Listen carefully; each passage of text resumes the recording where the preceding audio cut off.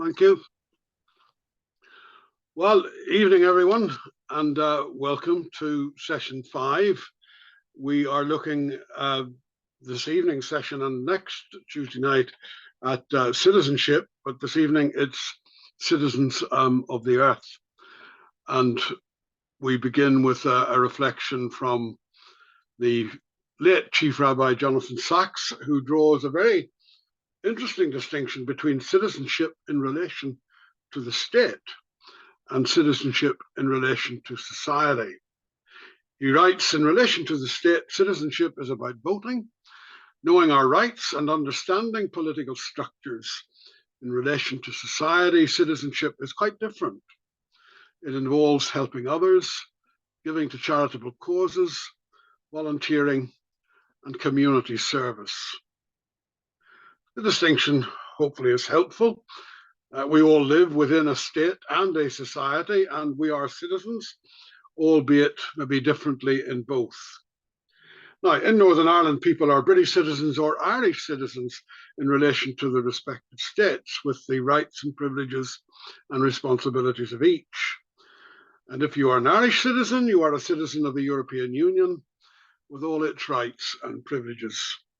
At the same time, we live together in a society, and whether Irish or British citizens, we are citizens together in our shared, or some might say, contested society. The very contestedness makes citizenship difficult. Citizens of what? What if one lives here but doesn't quite identify with the society? Yet there are things that transcend these historical and local issues. A divided society requires a vision of a common good. And however deeply divided, well-being is well-being for all, or it is not well-being. We flourish or perish together. As citizens of society, we stand together and we work for the common good. When the Greeks invented democracy and politics, they went beyond the local. They came up with the word cosmopolites, citizens of the world. We are citizens with every other human person on the planet, and the most significant political community is the world community. Narrow politics and introverted citizens do not work well for flourishing or a common good. We become trapped in narrow identity politics, especially when our world and its worldview stops at the politically constructed borders of our wee country, wherever that may be. We need larger horizons, bigger and more expansive worldviews, and more liberated identities. We live in a more global world than the Greeks, and we are more cosmopolitan than they ever could be. We are more truly, or ought to be more, cosmopolites, citizens of the world. The first part of their Greek word was cosmos, the universe. We are cosmic citizens, and that takes us beyond the human world. It stretches our citizenship beyond the human political world. We are citizens of the earth and more. That breadth of citizenship is more significant than it ever could be for the ancient Greeks or ancient Israel. It is the most significant dimension, perhaps, of citizenship in the 21st century. And if it is not within our practice of citizenship, if we are not active citizens of Earth, there may be no future for the Earth and its community of life. Around the same time as the Greeks were inventing democracy and politics, the ancient Hebrews were shaping an ethical insight that has remained maybe hidden until now, so it seems. One of their Hebrew creation myths, they made within it a very creative word play. Adam, the Hebrew word for human, and Adamah, the Hebrew word for earth, soil, dirt. The human and the earth were one. The human was of the earth, not above it or beyond it, but of the same very earth. We are earthlings. That was one of their most profound insights, expressed in one of their creation myths. The Earth-human relationship is one, inseparable, indivisible. The Latin language also realized it. The human is humus. We are not superior to, better than, an order of life above the rest, alone of value, with everything else only having value if it serves human needs. We forgot that we were earthlings, our primary identity. The rest of the earth and nature was something we had to conquer, exploit, even rape, to show that we had power over and were superior. Earthlings forgot that they were cosmopolites, citizens of the earth, of the universe. Ignoring or overlooking this insight of ancient Israel, Christianity then invented a theological anthropology that saw man, literally man, male, as the crown of creation. Václav Havel, the first president of Czechoslovakia and then the Czech Republic, gave a 4th of July speech in Washington. And in that speech, he rejected what he called the fundamental ideas of modern democracy. Now that surprised the Americans, because as Havel saw it, our ideas of democracy were, quote, derived from the climate of the Enlightenment and from a view of man and his relation to the world, characteristic of the Euro-American sphere for the last 2 centuries. And the last 2 centuries were the centuries of the Industrial Revolution, colonization, commerce. The problem for Havel was that we had lost integrity. By that he meant that Homo sapiens, quote, regards itself as the pinnacle of creation and the Lord of the world. Modern anthropocentrism, and he might also have said modern Christian theological anthropocentrism, is deeply, fatally flawed and is to be rejected.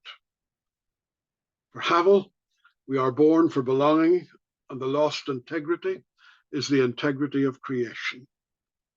He pointed to the great paradox as he saw it, that science was now offering humans in new clothing the lost integrity. He said it does so by anchoring him once more in the cosmos.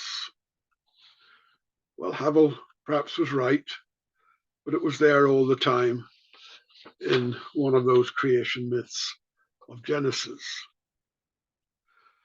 It is not true that human life is sacred, but no other is. We do not have moral privilege in a ranking scheme that translates as dominion. Larry Rasmussen speaks of a web of life sacramental ethics, which rather than anthropocentrism, he says, tries to find its way to some form of ecocentrism or even cosmocentrism. To be Earth citizens, we do need to be anchored again in the cosmos and do need to be shaped and sustained by a web of life sacramental ethics. That sounds like a dynamic, creative idea. In the history of Earth-human relations, there are 3 moments of huge transformation. The earliest stage of Earth-human relations lasted for a long time, through the hunter-forager, hunter-gatherer stage, for about 95% of history. And then in 10,000 BCE, an agricultural revolution began. It led to more settled societies, and from 3000 BCE to 1000 BCE, humans built cities, they shaped religions and philosophies, and powerful social elites emerged. So too did standing armies. The Earth-human relationship changed.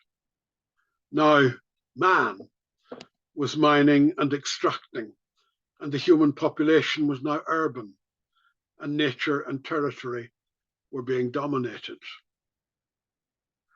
The second huge transformation came in with the Industrial Revolution. We humans, of course, are the chief beneficiaries of that revolution. Steam led to the railways, and we can go on, and we don't want to turn the clock back and return to lifespans of only 3 or 4 decades. Humans exploited the stored energy of the earth, the fossil fuels of oil, coal, natural gas. Then we bypassed the natural rhythms and seasons. We were under the illusion that we can create our own ways, and then another illusion that we could bring the ecosphere under human control and liberate the human race from futility and toil. A third illusion was that there are no limits to fossil fuels and Earth's resources. We can go on and on using and wasting. There is no Earth-human relationship. We are alienated, and we even deny there is a human-induced change. We are now at a point, maybe, of another huge transformation. It has been called the energy climate era, or we are moving from a Technozoic to an Ecozoic era. Well, we hope we're moving to another era. The house is still burning, disastrously. The big, wealthy, powerful nations, largely responsible for the blaze, are reluctant to put the fire out and rebuild the house. Military budgets and militarism are the worst offenders, the chief arsonists. We know that the Earth-human relationship has got to change if we are to survive and if the whole community of life is to flourish.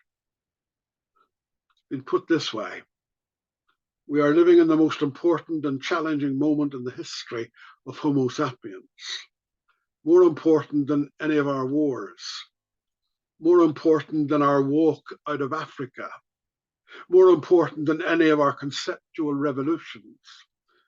We have to consciously practice restraint to end our use it till it's gone way of life. We have to stop our deficit spending of the ecosphere and reduce our numbers if we hope to prevent widespread socio-political upheaval. So what does it mean to be citizens of the earth? What does it mean to be anchored again in the cosmos? What would it mean to restore the integrity of creation? What does eco-justice look like? And what is a just peace for the earth? Loretta will allocate us rooms or groups, and there are a couple of questions that might help discussion. Modern anthropocentrism, this is what Václav Havel said, modern anthropocentrism is deeply, fatally flawed. Well, what does it mean then to be human? And a second question might be, what does it mean to be anchored again in the cosmos? What would it mean to restore the integrity of creation? Well, enjoy our conversation for about 20 minutes, and then we'll come back and see what kind of thoughts we can share and insights we can share with each other. Let's move along and look at active citizens of the earth, not forgetting the cosmic dimension. We've been described as moral and politically creative and imaginative agents. So citizenship is a recognition of our codependence on one another, and that we have a creative capacity for choice. We have a creative, political, ethical choice to live in a different type of society. The society and the world that we live in is marked by unsustainability, and it is a recognition of the unsustainability that may well be a starting point of our active citizenship of the earth. So in relation to the earth and the environment, we are engaged in a struggle to move from unsustainability to sustainability and to take responsibility. And as someone put it, to choose and struggle for sustainability.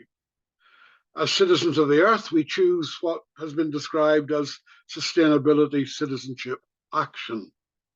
Now, we might describe this as eco-responsibility, and it means a transformation of consciousness, a new relationship with the earth, with the whole community of life. St. Francis of Assisi, way back 12th century or whatever, saw this as kinship. We're in a familial relationship. Sky, sun, moon, even death. We are brothers, sisters together, dependent on each other for sustainable life on the planet. All of nature is a partnership, a community of life together, building a sustainable home. Now, none of this citizenship of the earth is separate from politics and economics and ethics. And we need to place the word eco before each of these dimensions of life: eco-politics, eco-economics, and eco-ethics. And we speak of and do eco-justice. And as responsible eco-citizens, we are active in both small and great ways for sustainability of life on Earth. Now, it is here that religion and theology have been criticized. Religion, it is said, is far too passive, it's otherworldly, calls for obedience and submission, and none of this leads to or has the capacity, it is said, for active Earth citizenship. It does not shape or empower sustainability citizenship action. Now, this was the devastating critique of the German philosopher Friedrich Nietzsche, and his critique was not altogether wrong. A similar critique was made by one of the great theologians of the 20th century, Dietrich Bonhoeffer, who was also German and was executed by the Nazis for his involvement in a plot to take Hitler's life. That was a huge moral dilemma for a theological ethicist like Bonhoeffer, and one of whose great books was on the Sermon on the Mount. In 1932, Bonhoeffer presented a paper on Thy Kingdom Come, the prayer of the Church for God's kingdom on earth. He asked about who could really pray the opening lines of the prayer. And he said, only wanderers who love the earth and God as one can believe in God's kingdom. And Bonhoeffer then totally repudiated otherworldly Christianity. We have been, he said, otherworldly ever since we hit on the trick of being religious, even Christian, at the expense of the earth. When life begins to become difficult and oppressive, one leaps boldly into the air and soars relieved and worry-free into the so-called eternal realm. One leapfrogs over the present, scorns the earth. One is better than it. Indeed, next to temporal defeats, one has eternal victories that are so easily achieved. Bonhoeffer was describing an escapist religion, religion as a narcotic, Marx's opium of the people, otherworldly Christianity. Later in prison, just the day after the failed attempt on Hitler's life, Bonhoeffer said, in the last few years, I have come to know and understand more and more the profound this worldliness of Christianity. Not long after he wrote that, he was hanged by the Nazis. With his Christian this worldliness, he consistently affirmed the earth. It was said that throughout his life and in all his theology, fidelity to God is lived as fidelity to the earth. We do not save what we do not love and respect. Now, in Christianity, we have said that love of God and love of neighbor are inseparable. Maybe we need also today to say that love of God and love of earth are inseparable. We can't love one without the other. And if love expressed publicly is justice, then we are doers of social and eco-justice. The late Rabbi Jonathan Sacks, in his fine book, Essays on Ethics, unpacks two verses from the Torah, Deuteronomy 20, verses 19 and 20, which we've probably never read or even heard read. or if we have, we've glossed over it as being terribly obscure. It's about conduct of a siege during a war. We might say it's one of the war texts of the Hebrew Bible. The two verses read like this: when you lay siege to a city for a long time, fighting against it to capture it, do not destroy its trees by putting an axe to them, because you can eat their fruit. Do not cut them down. Are the trees people that you should besiege them? However, you may cut down trees that you know are not fruit trees and use them to build siege works until the city at war with you falls. Now, in Judaism, it's known as the rule of Bal Tashit, do not destroy. It is, Sachs suggests, no more than forbidding a scorched earth policy. But as Jews believe, there are 70 shades of Torah, unlimited possibilities for interpretation. So Jewish wisdom pushed the interpretative boundaries and said, not only does this apply to trees, but also whoever breaks vessels or tears garments, destroys a building, blocks a wellspring of water, or destructively wastes food, transgresses the command of Bal Tashit. Sachs adds, this is the halakhic basis of an ethic of environmental responsibility. Putin, in his war in Ukraine, is not interested in the Jewish Bal Tashit as he destroys trees and much, much more. But then war and militarism are environmentally irresponsible and destructive. The Judeo-Christian tradition is rooted in the Jewish Torah, and the Torah is very much concerned with sustainability. That, Sachs reminds us, is particularly true of the 3 commands ordaining periodic rest: Shabbat, the sabbatical year, and the Jubilee year. The principles are still valid. There are limits to our intervention in nature and the pursuit of economic growth.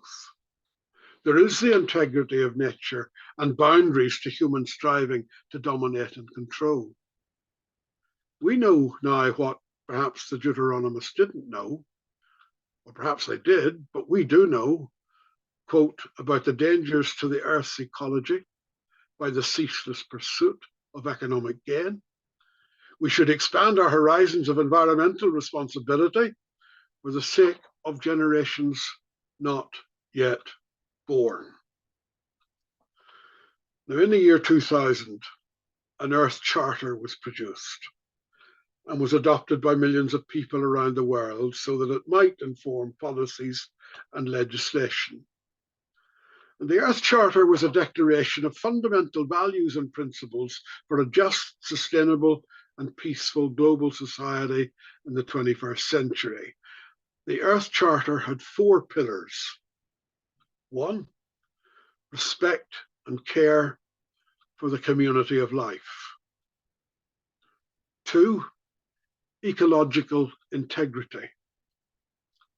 3, social and economic justice. 4, democracy, non-violence, and peace. So respect and care for the community of life, ecological integrity, social and economic justice, democracy, non-violence, and peace.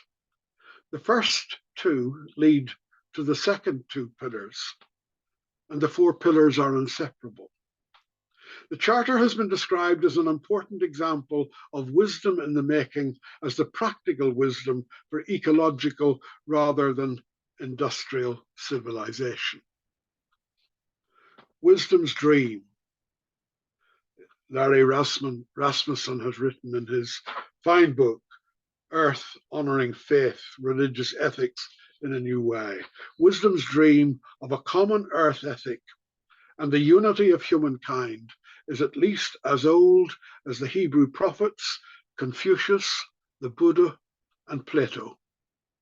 That should surprise no one, since religions, together with ancient philosophies and the primordial visions of first peoples, have consistently staked out the audacious claim that community not only includes Earth as a whole, but the cosmos.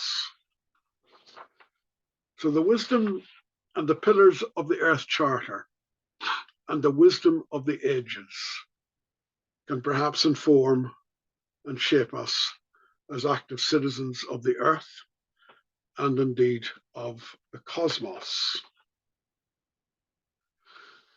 So what really does it mean to be citizens of the Earth, of the cosmos, and to choose sustainability citizenship action? What does that mean?